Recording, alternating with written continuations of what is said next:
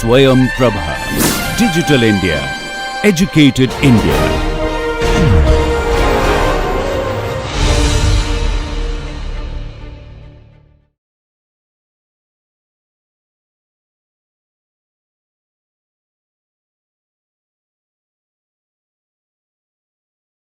Yeah, see, somebody, please ask me also.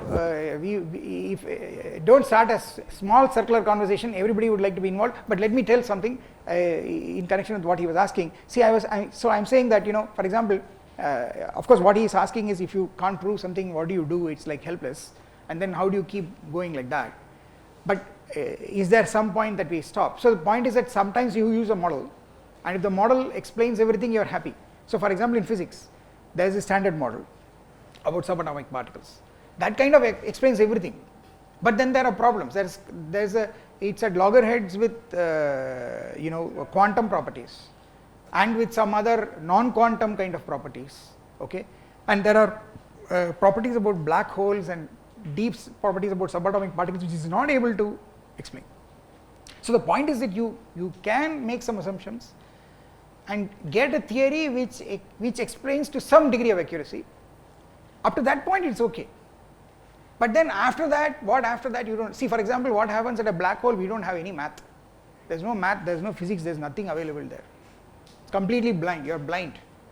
People are testing all kinds of theories. Even that is at the cosmic level.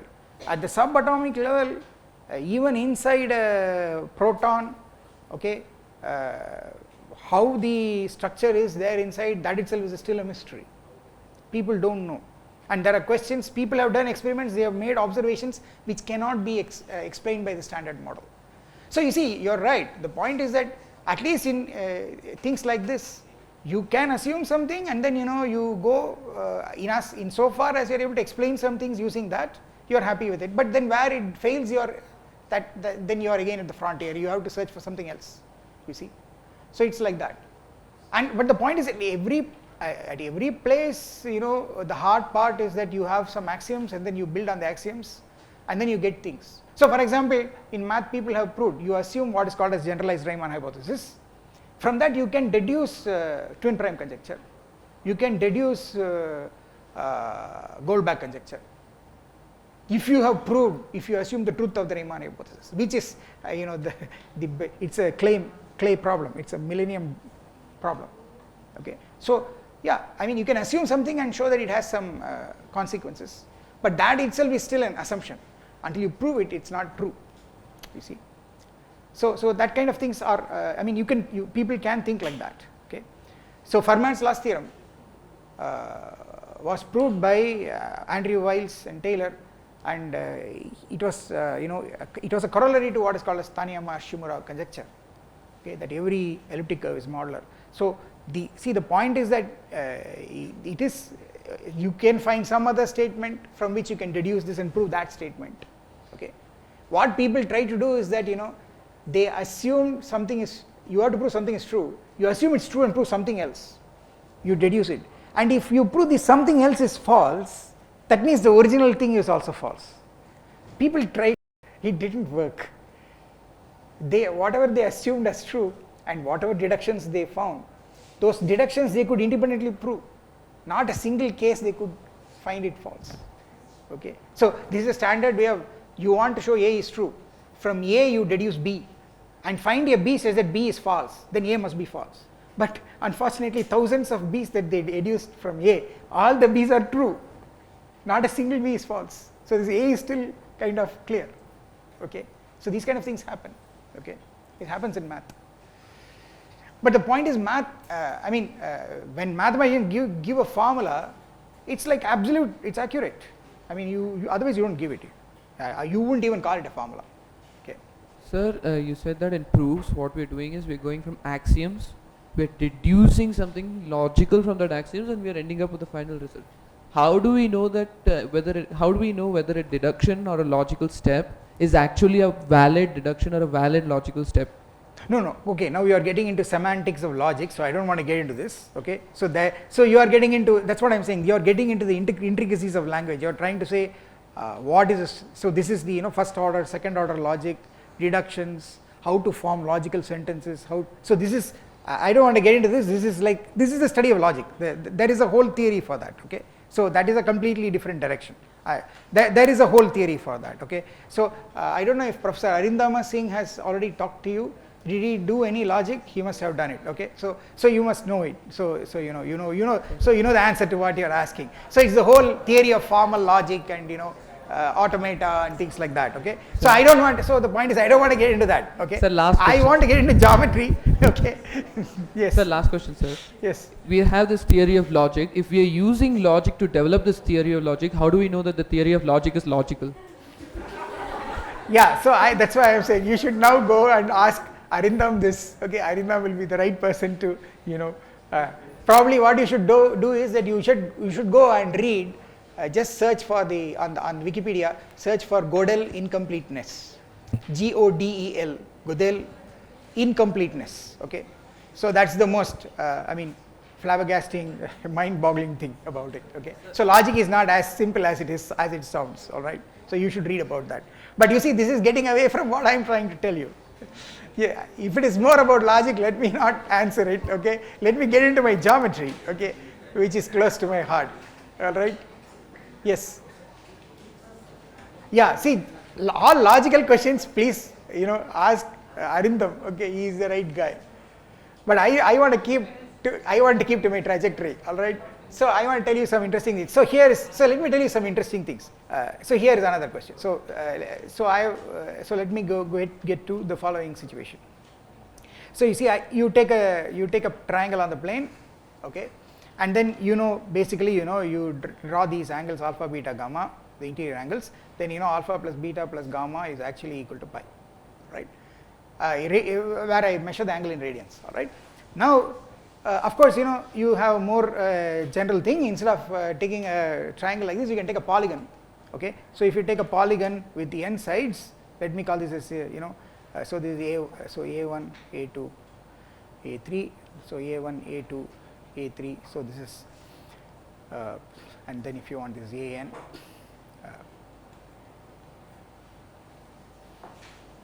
so you see, so here I have alpha 1, this is alpha 2, this is alpha 3, and this is alpha n, okay. So then summation of all the alpha i's is what? N minus 2 pi, very good, okay. And you can prove this by just dividing the polygon into triangles, right? Okay. Now I'll ask you the following question. Now what you do is that instead of doing this, suppose I give you a triangle like this. Here is a triangle. And this is what is called a curvilinear triangle because the edges are curves, okay. So now again, I have these, so I'll call this as A1, A2 and A3, okay. And then I have these angles alpha 1, alpha 2 and alpha 3. Okay. My question is, if we calculate alpha 1 plus alpha 2 plus alpha 3, what is this? Okay. And more generally, I can give you a curvilinear, polygon. Oops.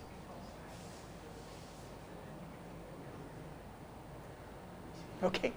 And here is A1, A2, A3, A4, A5, A5, A6. This is alpha 1, this is alpha 2. This is alpha 3, this is alpha 4, this is alpha 5, this is alpha 6. What is alpha 1 plus? Okay. How will you calculate this? And this is happening on a plane, okay. I can do the same thing on a sphere or a cylinder or a cone or an ellipsoid, okay, or some curved surface, okay. So for example, if I take in more generally, I can take a surface like this, okay. On the surface I can draw some polygon like this, okay.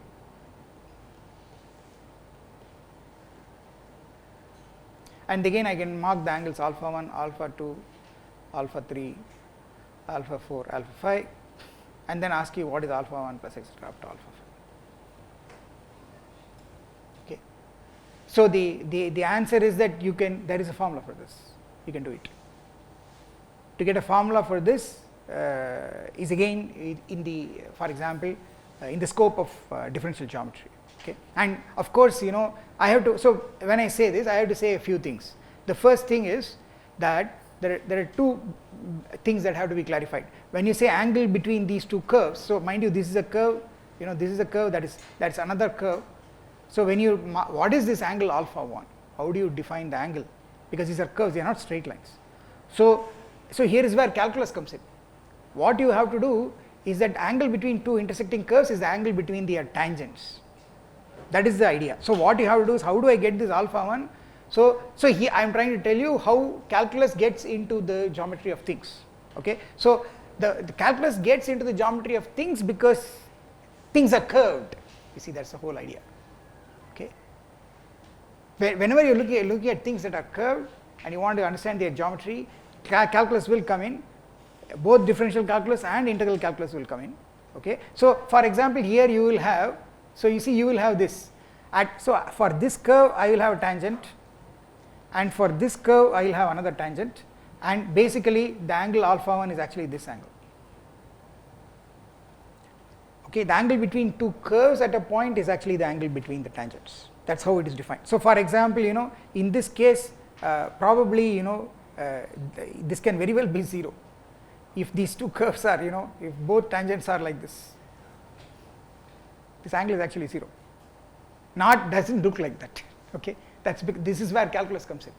Okay, so the angle. So when you say angles of a curvilinear triangle or polygon, you are supposed to take the angle between the tangents. Okay, and if I don't know how many of you have done calculus, but finding the tangent direction is the same as finding this slope of the tangent is exactly the derivative. So that's how differential calculus gets into the picture. Okay, and a limit is coming because tangent is actually a chord. You draw a chord. If you want tangent at a point, you take a nearby point, draw a chord, and then you draw this chord, and then this chord becomes the tangent in the limit when the nearby point approaches the given point. So there is a limiting, and when you do this limit, you get the slope of the the tangent as the derivative. Okay, you know that. That's why So therefore, the moral of the story is that measuring these angles already involves some calculus. I want you to understand. Okay, that's one thing. Then the second thing is that what is special about there's something special here. So I want to tell you some trying to give these formulas involves what is more generally called the Gauss-Bonnet theorem. This is one of the landmark theorems in classical differential geometry, okay, which involves curvature. But then I will try to tell you some interesting facts. Okay, so the first thing is what is the so there is this idea. What is so special about straight line segments in ordinary geometry? What is special about straight line segments? Slope is constant. Pardon me? Slope is constant. Slope is constant. Okay. What I mean in terms of distance,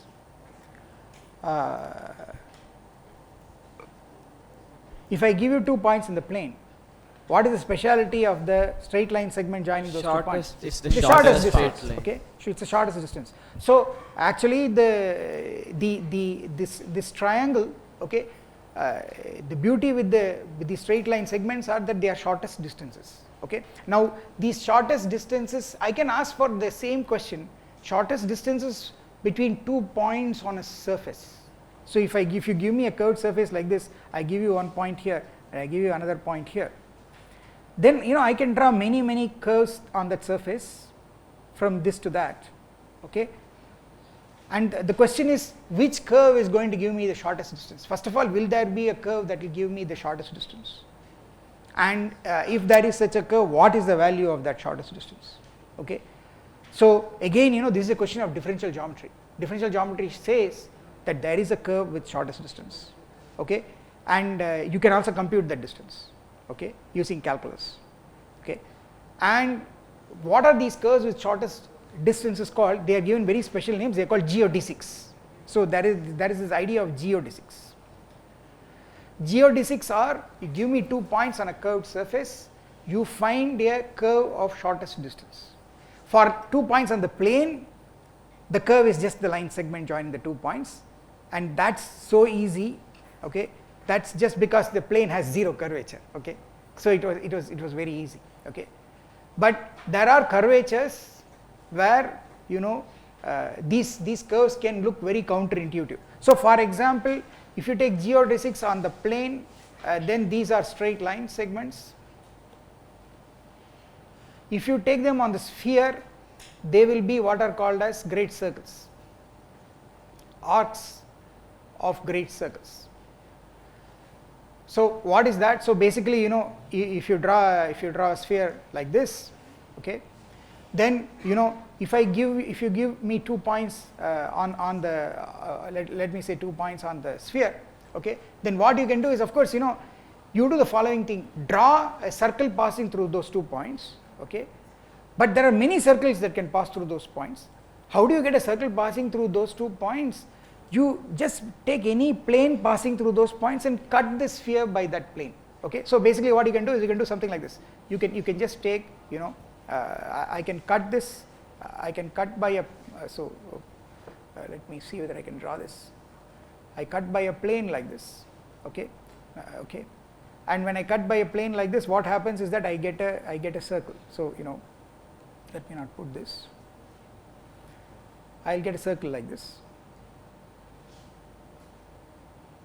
And I'll get a circle, okay, and then I get this I get this arc, okay. So this is one way of getting arcs, but this arc, when it will have shortest distance, it will have a shortest distance only when the plane passes through the center of the sphere, so that it's part of what is called a great circle. A great circle is exactly the one that cuts the sphere into 2 hemispheres. It's like an equator, right? An equatorial circle. So the point is that if this circle, if this plane through P and Q, and if I take center of the sphere is O, this is center, then this arc, this circle will become a great circle, and this arc will be the geodesic.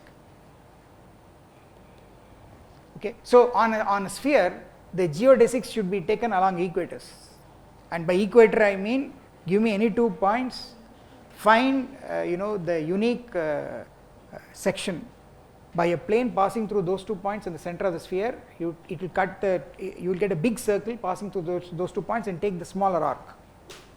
That is the geodesic. Okay, now what is the analog of, so I am trying to tell you, give you what you are going to an answer for this formula, but in a very special case. See, here in the plane, the sum of the angles is pi, but notice the special thing is that the sides are all geodesics. They are all straight line segments. Okay, and of course if this edges are curved, you really don't know. Its formula is complicated because it's basically because of curvature. But if you want to have an analog of the triangle on the sphere, you get what is called a spherical triangle. What is a spherical triangle? It's a curvilinear triangle on the sphere, except that the edges are now not just any curves, they are geodesics. So they are arcs of great circles. So this is what is called a spherical triangle. Okay, so what you can do is you can take a sphere like this, and then you can draw a spherical triangle, and so basically what happens is that you have I put one arc like this, this arc of a big circle, and then I put another one like this, which is arc of another big circle. Then I put one more which is let us say another arc of a big circle. Okay, all the 3 are arcs of big circles, and then you take these angles alpha, beta, and gamma. Okay, and assume that the sphere is radius 1. Okay, so then what happens? Alpha plus beta plus gamma is greater than 180 degrees, sum of the 3 angles of a triangle. So this is a spherical triangle. So sides are geodesics. These arcs of great circles. Okay, alpha plus beta plus gamma is going to be greater than 180. That's because because it's bulging out, the angles are going to be, if you add, it's going to be more, but by how much? Okay, you know the answer? Yes, what is the answer? It's going to be 3 pi by 2 total. No, not necessarily. It can be anything. It can be anything, but within a boundary. So the I know what you are thinking of. You are looking at a situation where this is like it's like a piece of orange, right? You are just cutting it by like this. So it's suppose this is I am at the center. You are cutting like this, and then you are going like this 90 degrees, and then you are going to go back. So I get all three 90s. So you said 3 pi by 2. That's what you are thinking of. If you are thinking of that, that's correct. Okay, but I need not really bend at exactly at this. So angles can change, but there's something interesting going on. So this is again very, very beautiful. See, sum of the three angles of a spherical triangle is greater than 180. What is the difference? What is the defect? The defect is if you calculate alpha plus beta plus gamma minus pi, you'll be surprised. What is the difference? It's actually the area of the triangle. Okay. The curved surface area. So when I say area, I mean curved surface area. See, it's very interesting. The curved surface area of the triangle is exactly the defect. It is exactly the excess angle. Okay, and you can now guess, if you instead of taking a spherical triangle, if I take a spherical polygon, I take a curvilinear polygon on the sphere. All the sides are all now going to be arcs of great circles, but it's a polygon. If you take the sum of interior angles of the curvilinear polygon, it's going to be greater than n minus 2 pi. And what is the defect? It is the area of the curvilinear polygon. Okay, so it's very interesting. The defect, the difference, the excess is actually measuring the area. Okay, and so this is one beautiful fact. Okay, so people who wanted to do a project, I wanted them to. So this is part of what is called as spherical trigonometry. Okay, and this was very much used in those days when advanced technology was not available for navigation in sea, for so many things. Okay, so I mean, even now, if suppose all satellites break down, radar communication systems break down, or if there is an enemy ship, then you have to go silent. You cannot emit anything, because if they know your position, they will bomb you. Okay, so you have to go silent. If you go silent, then you don't have any electronics. How do you navigate?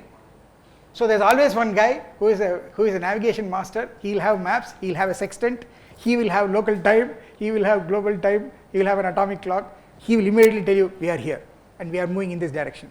Okay, there's one guy who needs to know spherical trigonometry, who is sitting there. Okay, all right. So about a year ago, it was so important that spherical trigonometry was a standard subject. But now everything has been subsumed by satellites and GPS and everything like that, but still you need to know. Okay, so this spherical trigonometry is a very, very beautiful branch. Okay, and it's completely derived from differential geometry. Okay, so you had a question. Yes. Has this been proved or just No, it's everything that I am saying here as a statement is proved, and we can prove it. Okay, so I wanted people who want to do a project, I will ask them to do some. So one of the interesting things they can do is do spherical trigonometry. Okay, understand? Sir, it's doable. I have a doubt. Yes. So let's say that you said that alpha plus beta plus gamma minus pi is the area. So if we double the if we double the size of the sphere, and obviously the area will also be doubled, right, sir? Okay, but it will change, right, sir? But we are considering only the angles alpha, beta, gamma, and pi, which is a constant. So how will the area remain the same even if we increase the size of the sphere? No. That's why I said unit sphere. If it is a sphere whose radius is not 1, then the formula will involve the radius. It will involve the radius. So how will it change? How will the formula change? The formula will be the difference in the angle will be equal to the total Gaussian curvature. Okay, so it will get multiplied by. So essentially, it will get multiplied by r squared, where r is the radius of the sphere. So if you change the radius of the sphere to 2, then it will get multiplied by 4. Got okay? it. Sir. So it will get scaled. Okay, so this is with respect to unit sphere. Okay, so this is how the effect of curvature. This is all effect of curvature, and this is all part of Gauss-Bonnet formula. Okay, so that is one thing. But I want to say something very, very interesting. Okay, again something very interesting. See, in ordinary triangles, you can have two triangles which are similar but which are not congruent. Congruence is stronger than similarity, okay? But in spherical trigonometry it's not, okay? Two spherical triangles having the same angles are congruent. Similarity is the same as congruence in spherical geometry, okay? So that's another surprise, okay? That is also something that you can prove, okay? So similarity is equal to congruence in spherical trigonometry.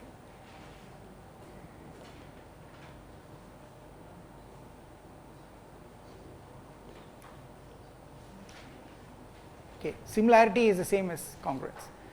Congruence is of course similarity, because congruence is very strong, right? Congruence means, you can move this picture to the other one by a rigid motion and superimpose it, okay? That is what congruence is. Similarity is you can scale it, okay?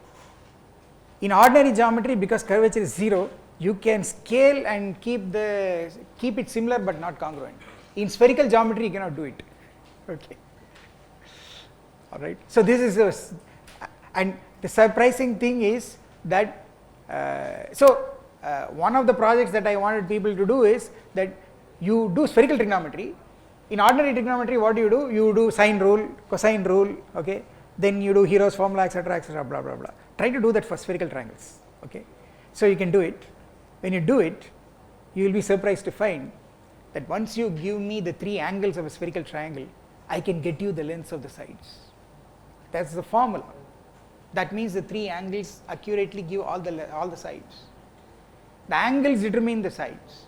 In ordinary geometry, the angles determine only the cosines and sines and ratios of those of the sides by the cosine rule or the sine rule, right? But in spherical trigonometry, the angles determine the sides. If I give you three angles, you can write out all the three side lengths, okay? So that's spherical trigonometry. So that's something that's beautiful, you can do it, okay?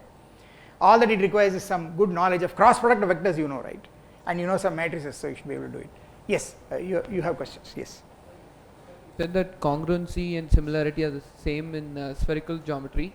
So let's say that in normal Euclidean geometry I have two shapes which are congruent. Let's say they need not be triangles or polygons or anything, they can be any shape, any curve.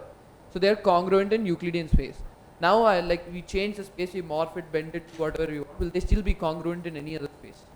No, what do you mean by morph it? Morph it means you see if you change this, if you change the space, then it depends on how you are changing it. Are you changing in the space in such a way that so there's something called local isometry. Are you changing it in such a way that you are preserving local distances? If you are doing that, nothing is going to change. Let's say we take the sheet and make it into a cylinder. Then nothing will go wrong. It will be the same. That's what I said. See, the plane, which is 0 curvature, the cone, and then the cylinder, they are all locally isometric. So geometries will remain the same, even though curvatures are different. So everything will match. But however, it will not match with what is happening on a sphere.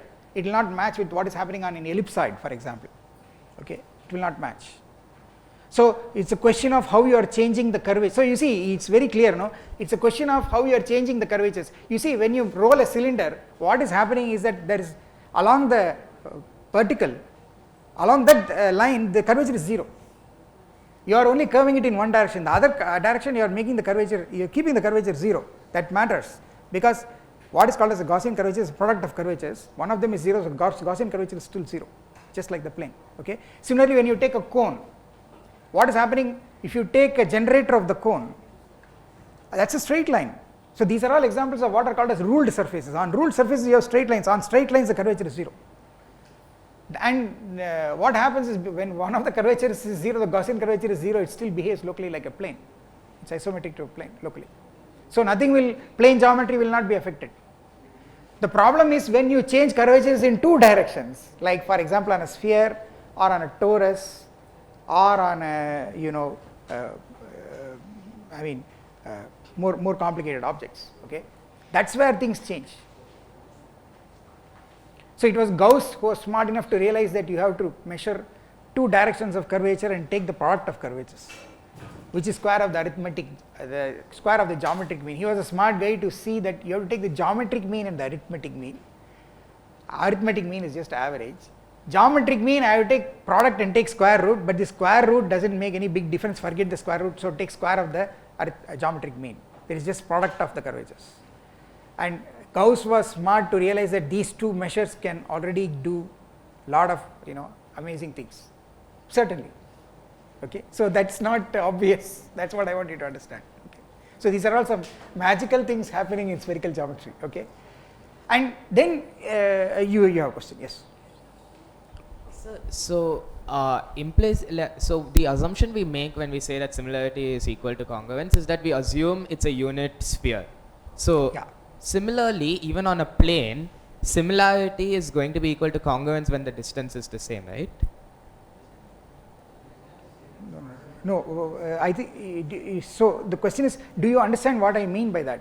What I mean is similarity equal to congruence means, what I mean by that is, if two figures are similar, okay, then they are actually congruent. Okay, so if you apply it to triangles, it means that if two triangles are similar, then they are actually congruent. That's not true in a plane, right? Because I can take a triangle and simply shrink, scale it to be small enough. I can take an equilateral triangle and make it a small equilateral triangle. They are still similar, but they are not congruent. You cannot superimpose one on the other. But you try to do it on the sphere, you can't do it. So You cannot you cannot help similarity without bringing in congruence. You cannot have a similarity which is not congruent. yes, sir. So my question is, can't we just scale the sphere? No, even if you scale the sphere, it will not change. It's not going to do anything. So that's what I am saying. See, this is the magic the constant Gaussian curvature of the sphere is doing. Okay. No, that's why you see that is why you do this kind of math, because you get to prove that. Okay. Sir, will you provide the proof of the expression which you have given? Pardon me? Sir, can you provide the proof of that? Oh Lord. Yeah, so at least in one of the projects I would like to, somebody can, I think there are some students who are assigned, they can look at it, and then at the end, they can talk to others, or there will be a presentation at the end. Hopefully at that point they will give you a proof of that. In fact, I think I will again ask if there are some slots. I would like to take another couple of hours and tell you about many interesting things. Okay, but yeah, proof involves some work. Okay, I don't know how much calculus you guys know. Have you done differential calculus, integral Yes, calculus? sir. If you have done it, then it's kind of you can do it. But I will try to also give a non-calculus approach proof. You assume something and then start from that, and then you can derive everything. Okay. Sir, So most of us will have glimpse of calculus, sir. pardon me. Sir, like, You have had a glimpse of calculus. Yes. That's all right. See, the idea is that once you know the framework, you can write out. See, you guys are going to be here for about a month, right? If I'm not mistaken. So yeah, there's a lot of time. So you can do a little bit of calculus that is required. It's very basic calculus, and then you can understand that.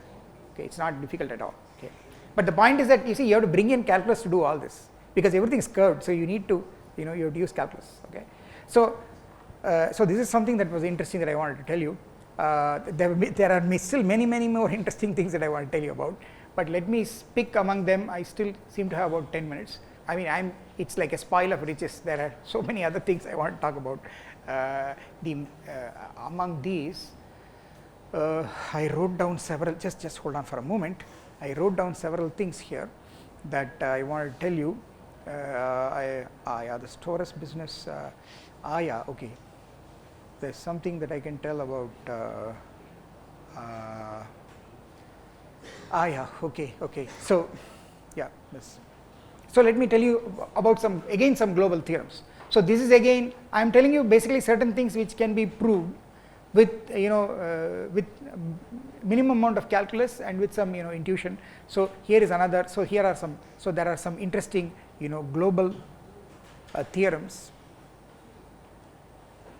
about curves. Okay. So So there's the first thing. So again, you know, mathematics abounds with statements which are as I always say, statements which look so obvious, but whose proofs are very, very difficult, or sometimes there are no proofs at all. They are, people believe they are true, they are conjectures. So here is one more statement like that. This is what is called as a Jordan curve theorem. Okay. So what is this Jordan curve theorem? See, the idea is very, very simple.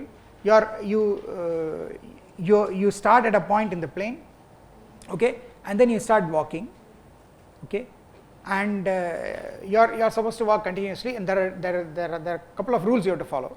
You should never cross your own path, okay, and then after a finite amount of time you should come back to the starting point. So you see, basically, you know, you go like this, you go like this, and then you go wherever you want, and then, you know, finally you come back, okay. So such a curve is called a Jordan curve. A Jordan curve is a continuous curve which starts at a point and ends at a point. So basically it's like a, in principle it's like a loop, but it's a loop, but it's not really a loop because it can go around, okay. You start at a point, you come back to the point, and it can be, you know, if you draw something, you know, if you draw something very easy, you know, this is a very, very easy way of something like this is also a Jordan curve, but it can be pretty complicated. See, for example, you know, I can draw something like a maze. I mean, so I mean, it's harder to, you know, show this. I can draw something very, very like a maze, and then, you know, okay, that's also a Jordan curve. Now you see, so you can imagine that I can draw a very maze-like curve, which is so twisted everywhere, horribly twisted curve, but which satisfies this.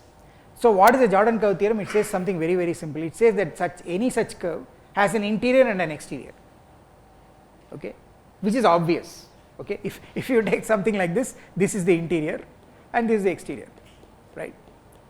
Similarly, if you take this one, again it's obvious. Whenever I show you a picture, you will immediately say this is the interior, okay, and the outside you have the exterior. But if I give you a very complicated curve, which is like, you know, like one of these mazes that you solve, then if you zoom in, you cannot say what is inside and what is outside, okay, all right. Now the fact that this is always true is called the Jordan curve theorem. It's not easy to prove, okay. The easiest proof uses what is called as algebraic topology, which is a mixture of topology and algebra and mathematics.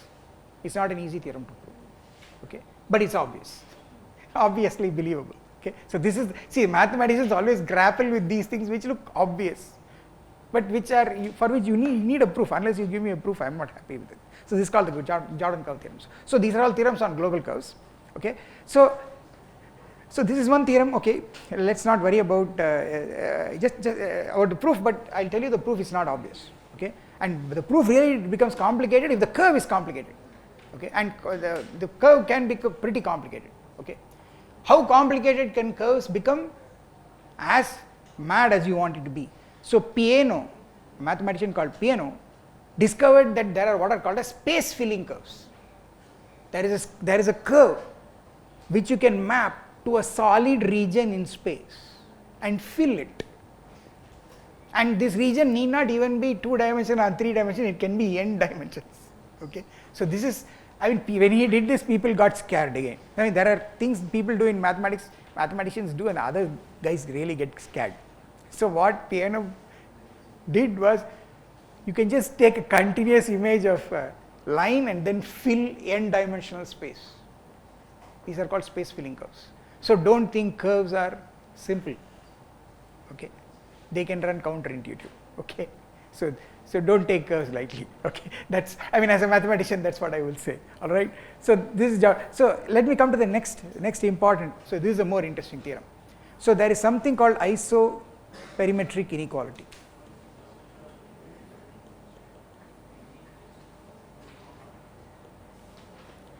So what is this isoperimetric inequality? See, it's again, so this is again an example of something that, you know, happens physically, for which you want a mathematical explanation. The mathematical explanation comes from differential geometry, okay. So take a drop of water and put it in space, where there is no gravity, you know it will become spherical. Alright. Take a bubble, blow a bubble, it's always a sphere. Okay. Of course, I am assuming there is no wind or something like that. Okay. You take,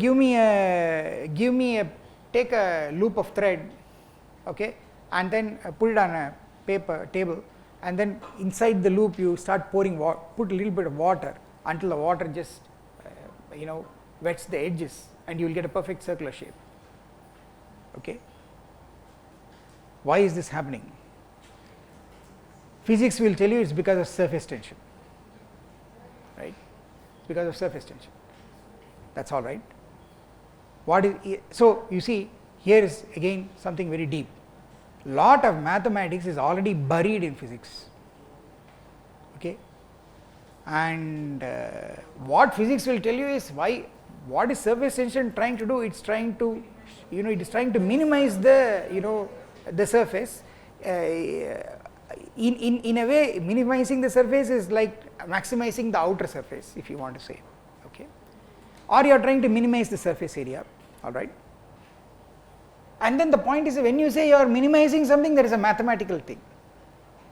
Okay. So you can translate from physics to math and say, is it true that when you are minimizing or maximizing something, there is only a particular shape which will do it. So for example, what is a mathematical statement? Suppose I give you a drop of liquid, that means the volume is constant. For constant volume, what is the shape that will minimize the surface area? Sphere. Okay. Similarly, if I give you a loop shape, okay, and you look at the area inside the loop, but I keep the perimeter of the loop, the circumference, if you want, okay, I keep that length fixed. Okay. Keeping that length fixed, I can get all kinds of amoeba like shapes, and I have the area in between. What will give me maximum area? Circle. So great, as physics guys and as people who are thinking, I say hail, but then I will say this, I won't accept it until now I become like Professor Calculus in Tintin's comics, prove it for me. Okay. Prove it means prove it mathematically. Among all curves, closed curves, okay, which are like loops of fixed length, show me the shape of a circle is what gives maximum area. Prove it. Yeah, I mean it will be minimum, but you have to, actually there is a curved surface there, and it's the curved part that you are trying to contract. I mean, at least look at it as a, I think the best thing that you should do is that if you take a soap bubble or something like that, okay, then the one that will give kind of uniform surface tension will be the spherical surface. Yes, sir. So we need a minimum surface area and for a constant volume. And then in this case, why not minimum? So minimum surface area for constant volume is the 3D version. Yes, 2D version is you need maximum surface area for constant boundary perimeter. That is the 2D version. In the 2D version, the maximum is you get a maximum. Because you see, I can take a piece of thread and if I keep on stretching it, it will become like this, right? That area I can make it smaller and smaller and go to even 0. Literally when it's just a line segment going back and forth, there is literally 0 area. So there is no minimum. The point is only whether there is a maximum. And then the problem is that the maximum occurs only for the spherical thing. I mean, in the 2-dimensional case, it's a circle. So these are what are called as isoperimetric inequalities. They are called isoperimetric inequalities. Isoperimetric means the perimeter, the boundary measure is kept constant. So in the 3D case, the boundary is a surface, its surface area is constant. In the 2D case, the boundary is a curve, the length of the curve is constant. Okay. And for that constant, what is in the 2D case, what is the maximum area? In the 3D case, what is the maximum volume if you want. Okay. Then the shapes are sphere and for 3D and circle for 2D, and then you can do this in n dimensions also. Okay. Now, how do you prove this? So, as a mathematician, I will say, I am not ready to accept anything that you are going to tell me, give me a mathematical proof. And the answer to that is again differential geometry. Differential geometry allows you to prove it. That's because basically you are trying to say that the shape of the curve or the shape of the three-dimensional surface is a circle or a sphere, right? And that means basically these are shapes of constant curvature, right? So you have to show the curvature is constant. So it's a question of differential geometry, okay? So isoperimetric inequalities come from that, okay? So that's another interesting, fact. Yeah. Sir, for the example that you gave, we kept volume constant and then we tried to minimize surface area of the object. That is also true. So the 2D analogous quantity of volume is area. Area Correct. in 2D is analogous to 3D volume. Correct. Perimeter in 2D is analogous to 3D surface area. Correct. So then why aren't we saying that keeping the area constant, which shape gives me the minimum perimeter? And why instead Yeah, why you can are do we it saying both ways. See, if you keep the perimeter constant, then you can maximize area to get a circle. If you keep area constant, okay, then you can see that if you minimize the perimeter, then you will get the so either you maximize one and minimize the other. Either one of the two constraints you put, you will get the same effect. You will only get constant curvature. They are equivalent. In fact, why they are equivalent is again you can prove it using, that's again part of differential geometry. I mean that also can be proved. Okay, so it's all it's all math, and you can rigorously prove it. Okay, so that is one thing, and then so maybe one more interesting thing. How much time do we have? What are isoperimetric inequalities exactly? So isoperimetric inequality, if you want the statement, take a loop, take a curve like this, okay, length of gamma is perimeter of gamma, is L, which is constant, okay, and then this is the area of the interior of gamma. By the way, when I say area of interior of gamma, such an interior exists. Why does it exist? It's because of Jordan curve theorem. Okay, so you see that's why Jordan curve theorem is important. No matter how uglily this this shape may be. Okay, so you have the area of the interior of gamma. You see, this is maximum only for gamma equal to circle. Okay, that means what it means is that you see when gamma is a circle, that circle will have 2 pi r equal to L, right? Therefore, your so for that circle you will see that the area will be what? It will be pi r squared, and the area of this will always be less than or equal to this pi r squared. This pi r squared is what? Is pi into r squared is L by 2 pi the whole squared. This is pi L squared by 4 pi squared. So this is equal to pi, so L squared by 4 pi. So the statement is that area of the interior of gamma is less than or equal to L squared by 4 pi, and equality occurs if and only if gamma is a circle.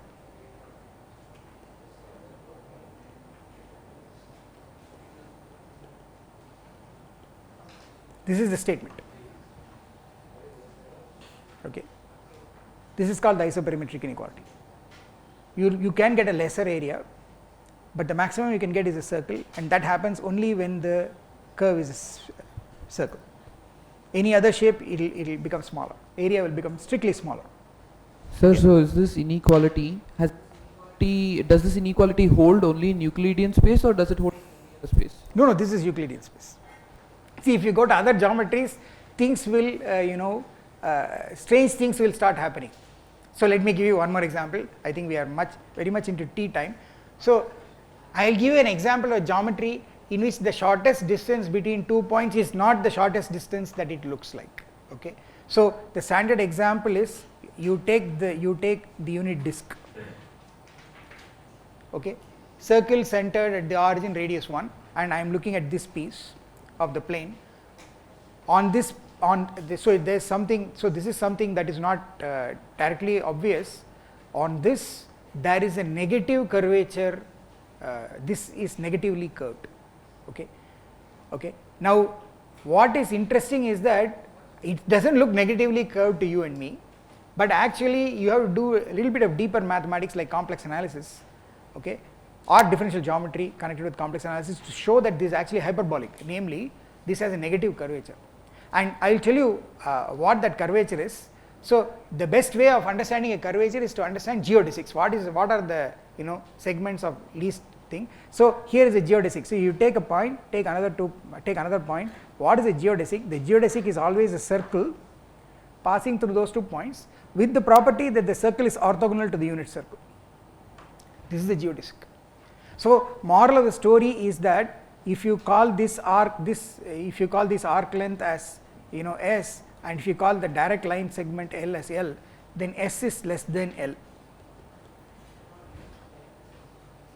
Okay. And when you say S is less than L, of course this is nonsense.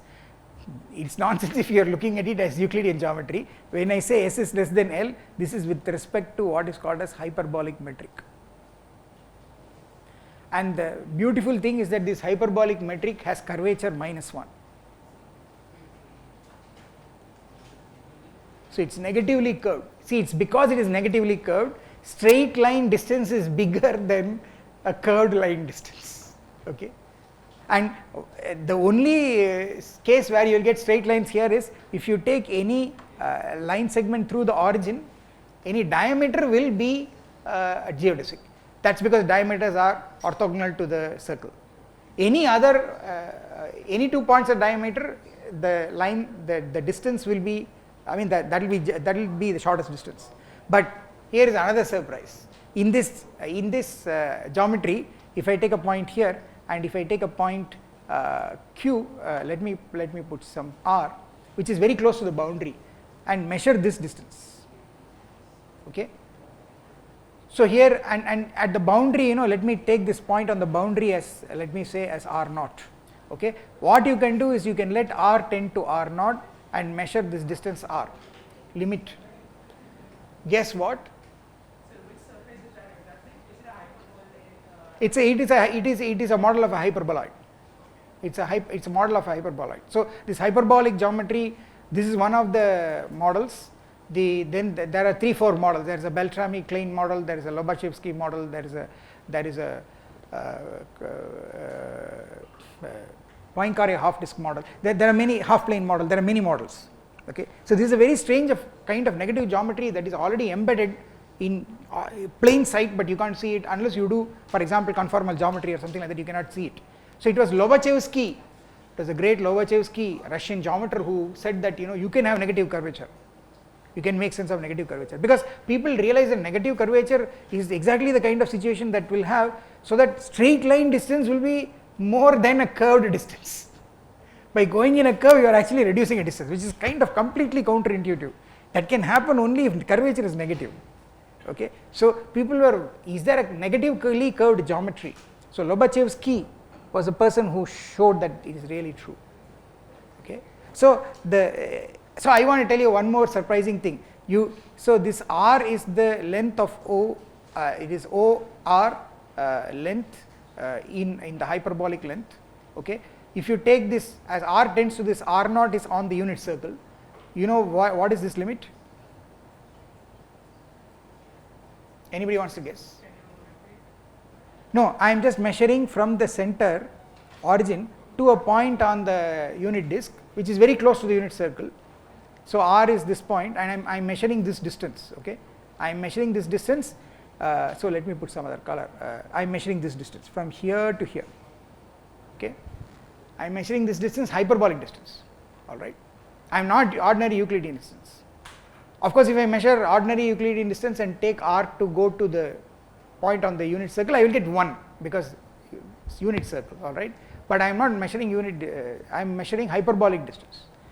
Now, as I measure hyperbolic distance and let R to tend to R0, what do you think will be the limit of the hyperbolic distance? It will be a chord of the circle with diameter 1. No, Baba, I am asking length. What value do you think it will be? Yeah? Anybody wants to guess? Okay, here is the answer. You won't believe it. This unit disk, okay, to your eye it's bounded. In the hyperbolic metric it's infinitely, it's unbounded. As you approach the boundary circle, you are at infinite distance from the origin. Okay, that's how it is curved. That's because the negative curvature. Okay, hard to believe. Okay, see, these are the tricks that curvature plays on you. That you have to understand that. Okay, why is this happening? That's the property of the hyperbolic metric. Okay, you have a finite object, you know, but distances are trying to go to the point on the boundary is impossible. You will never reach it. Okay, so that is the beauty of the hyperbolic metric. So I mean, these and many more things await when you do differential geometry. I will try to see if I can get a couple of more hours and tell you some more interesting things somewhere later on, where let's see if there are some slots. Okay, I think I should stop now, because there's another lecture and then you need to grab. I also want to grab a cup of tea. Okay, so let me stop. Anybody has any questions? Quick questions? I know people have lots of questions, but yeah, and usually I am very talkative and I am also very slow. So I wanted to say many more things. Hopefully I will get another couple of slots, and I will again, I will contact Arun and find another couple of slots. Okay, to tell you some interesting things. Yes. So is this figure a projection of the hyperbolic space, or is it is actually a projection of the hyperbolic space? So that infinite, so you can imagine this infinite hyperboloid. I am making a projection. So you are going to the boundary of the hyperboloid, which are asymptotic, right? So it's like we are looking down. You are looking downward, exactly. You are just projecting downward. So what is happening is, as you go to the boundary, you are going deeper and deeper down into the hyperboloid. You are literally going to infinity, negative infinity. Z axis negative infinity. That's what's happening. Okay. But the point is that this is in plain sight available with you just do complex analysis, what is called as conformal geometry. With ordinary complex analysis, what you have to do is, what calculus you do, you take real functions, you take limits, you do differentiability, integrability, you do, right? You write f of x, where x is a real variable. Try to do that for f of z, where z is a complex variable. Take a function of z, where z is a complex variable, and try to do the same calculus. Then then this negative curvature will be revealed. Okay, that's how it comes up. So it comes up in a very theoretical way. All right. Yeah. So I think we will finish it for the moment. I'll try to find another slot where we can continue this. Okay. Yeah. So.